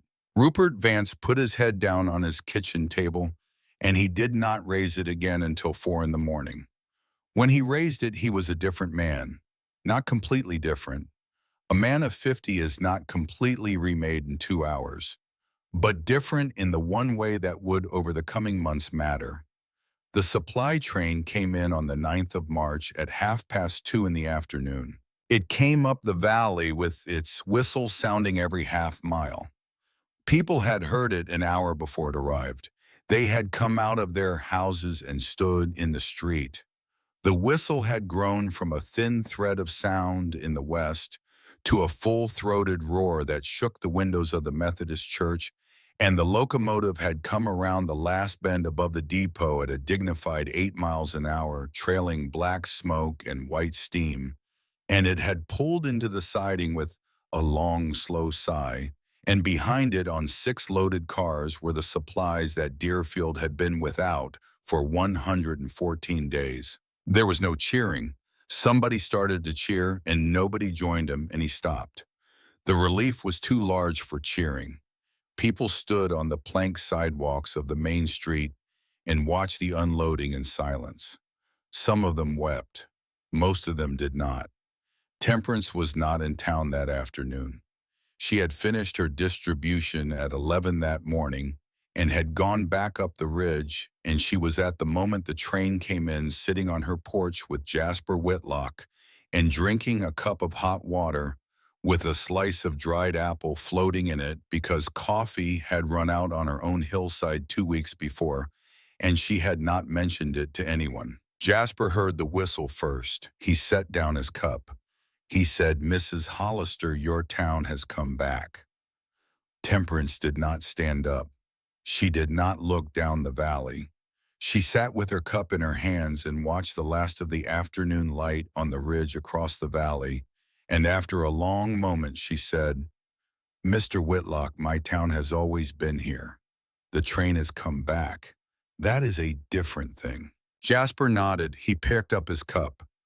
They sat on the porch until the sun went behind the western ridge, and then they went inside, and Temperance made him a supper of dried pear and dried apple, and the last of her bacon fat on a slice of bread that Winifred Bender had sent up the hill that morning in a covered basket. The gathering at the Methodist church was held on the Sunday after the train came in. It was called by Reverend Ellicott at the request of Cyrus Whitmore, and every surviving resident of Deerfield was there. The pews held 300. The aisles held 50 more. The back of the church held another 40 standing. The room had not been that full since the funeral of the Stiles boy in 1883. Temperance Hollister came in last. She came in alone. She took the seat nearest the back that had been saved for her, and she sat down, and Winifred Bender sat beside her, and Jasper Whitlock stood behind her with his hat in his hand, because he did not sit in churches and had not since 1866. Cyrus Whitmore opened the gathering. He did not speak long. He said only that the town of Deerfield had survived a winter that had killed Obadiah Finch and the Ashby child, and that the survival was owed in large part to a private citizen whose work the town had not adequately recognized, and that the proper response to a great debt was public acknowledgement, and that he had asked Rupert Vance to speak first because Rupert Vance had asked him if he might. Rupert Vance stood up. He walked to the front of the church with the heavy, slow steps of a man walking to his own judgment. He turned to face the congregation. He did not look at Temperance at first. He looked at his hands. He said, 3 years ago in the autumn of 1885, a woman came to my store with a sample of dried fruit and asked to sell it from a table on my sidewalk. I refused her.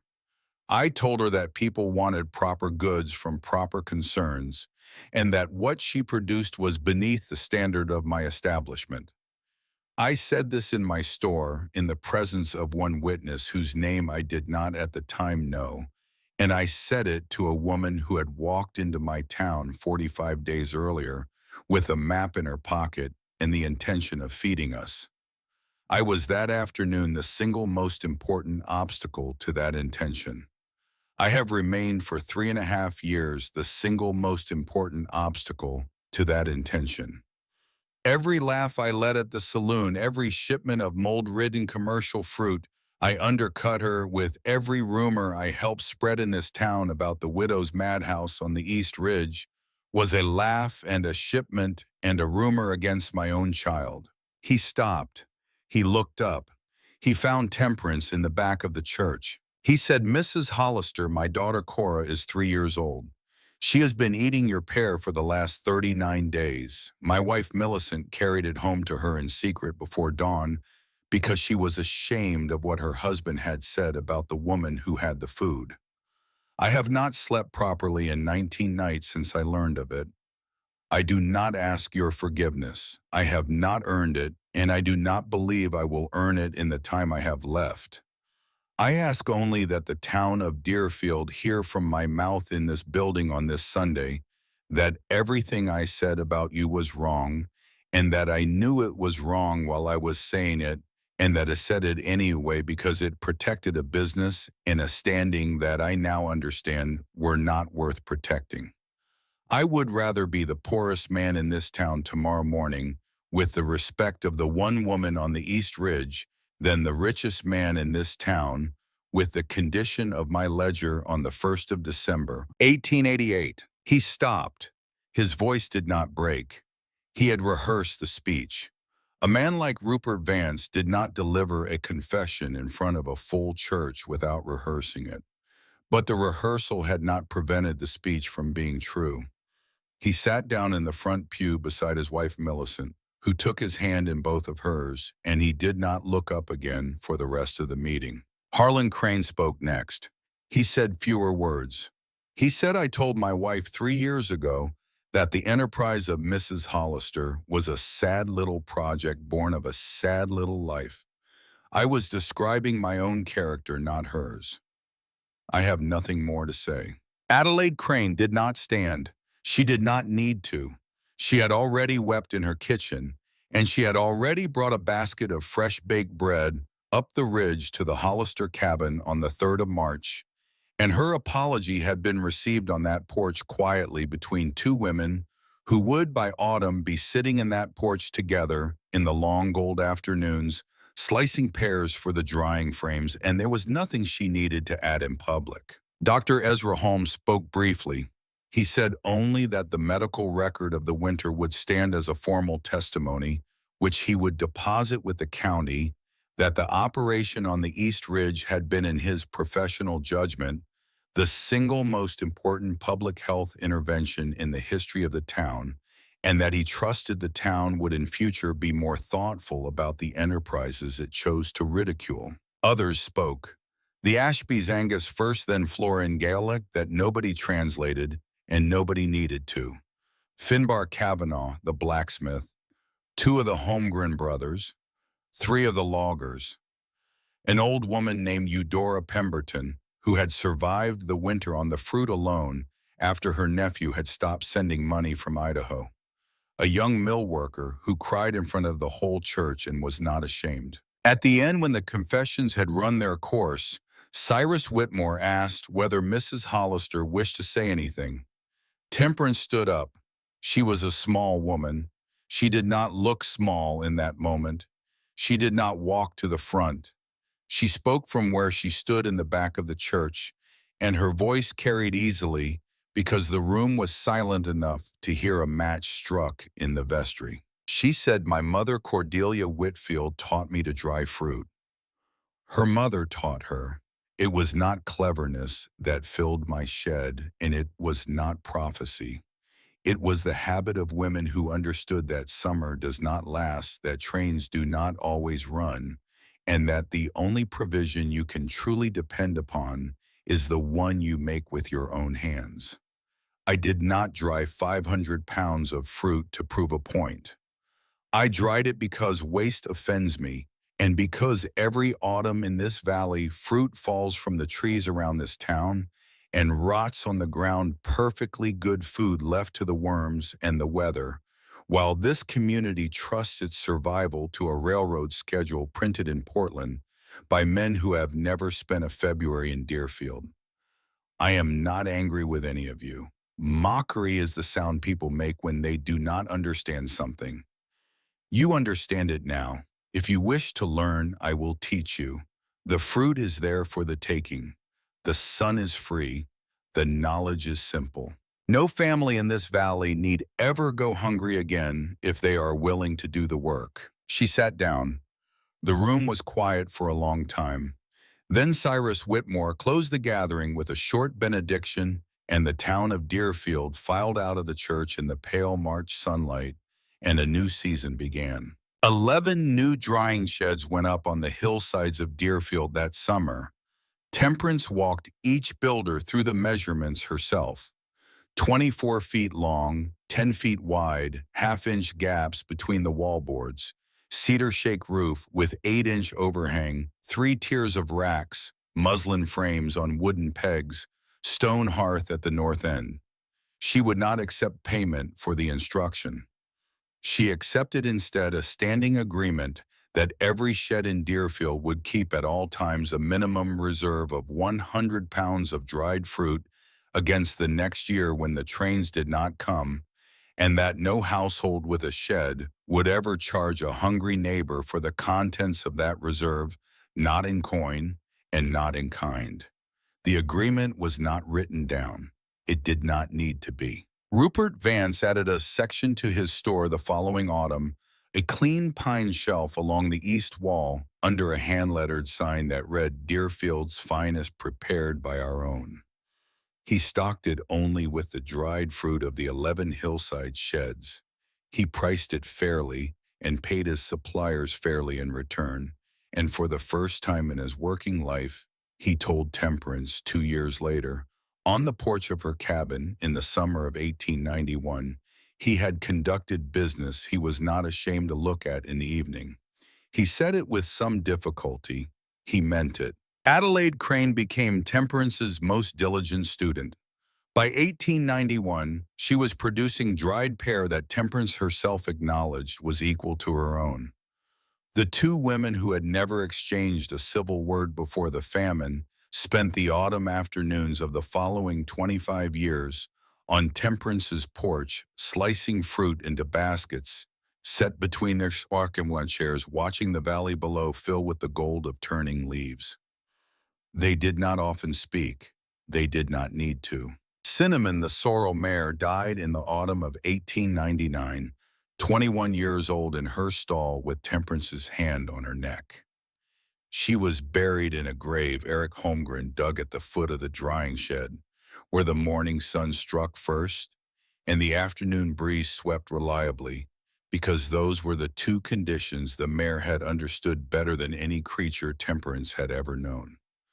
Juniper, her colt, was by then a tall bay gelding in his prime, and he took over the hauling, and he hauled for 11 more years. Jasper Whitlock died in the autumn of 1898, 75 years old in his cabin up the ridge. He had been failing through the summer. He had walked down the ridge for the last time on the 3rd of October, and he had sat in the second rocker on Temperance's porch for a long afternoon without speaking much, and when he stood to go, he had handed her the Kentucky rifle he had carried on 30 nights of ridge walking in 1886. He said, "Mrs. Hollister, I do not have a son. I have an old rifle. It has watched over your shed once already. You may hang it on the door if that suits you for as long as the door stands." Temperance took the rifle. She did not speak. He walked up the ridge, and he died 11 days later in his own bed, and she hung the Kentucky rifle above the lintel of the drying shed door on the morning of his funeral, and it hung there for the rest of her life, and it hangs there still. She lived on the East Ridge for another 17 years after Jasper's death. She dried fruit every autumn until the spring of 1815, when her hands began to shake too much to hold the paring knife steady, and she passed the knife that year to a 14-year-old girl named Hattie Bender, who was Winifred's granddaughter, and who had been working in the shed since she was 9. Hattie took the knife with both hands and did not speak, and Temperance did not speak, and the work went on. Temperance Hollister died on the 4th of April, 1916, in her own bed in the cabin. Her husband had drawn a circle around on a map 31 years earlier. She was 75 years old. She had lived in Deerfield for 31 years. She had dried by her ledger's count a total of 14,218 pounds of fruit in her working life. She had taught the trade to 37 women and 9 men. She was buried beside Silas in the small cemetery on the south ridge of the valley, and the whole town closed for a day, and the 11 drying sheds on the 11 hillsides around Deerfield all stood empty with their doors open, and the spring sun went into each of them the way it had gone into hers for 4 years now, at the beginning of every working morning. The shed still stands. The cedar shakes have been replaced 3 times. The muslin frames have been rebuilt twice. The stone hearth at the north end is the original hearth. The Kentucky rifle still hangs above the lintel. Above the door, in letters carved by a hand that knew more about fruit than about carpentry, is an inscription that Temperance placed there in the summer of 1890, the year after the famine. It reads, "Summer forgets. The shed remembers." In the autumn of every year, the women of Deerfield still gather in that shed to continue the work that a widow began, with nothing but grief and knowledge and the stubborn conviction that summer's bounty should not be wasted. They slice the apples to a 1/4 inch. They honey wash the pears. They lay the plums cut side up. They press the berries into cakes the size of a man's palm. They do it the way she did it. They do it the way her mother did it. They do it the way her grandmother did it, who brought the knowledge down out of the Tennessee Hill Country in 1820 with nothing else in her pocket. The trains still come to Deerfield most years on schedule. The shed does not depend on the trains. It never did.